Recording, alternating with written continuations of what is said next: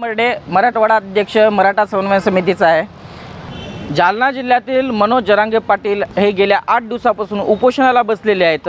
संबंध महाराष्ट्र पेटलेला असताना सुद्धा काल झालेला नांदेड येथील मोर्चा हा शांततेमध्ये पार पाडलेला आहे। पोलीस प्रशासन आणि सगळ्या सहकार्य केलेलं आहे, मराठा समाजाने सहकार्य आहे।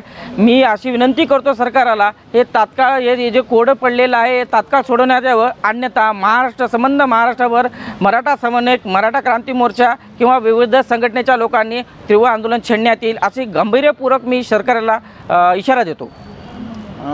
जरांगे पाटलांनी आजपासून पाणी सोडलं आहे।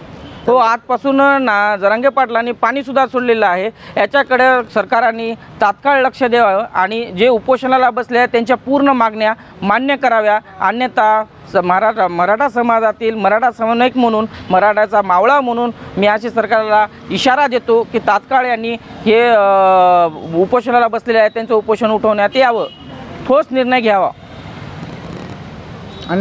अन्यथा महाराष्ट्रभर तीव्र आंदोलन छेडण्यात येईल। याची सर्वस्व जबाबदारी मुख्यमंत्री आणि 2 मुख्यमंत्र्यांवर राहील याची मी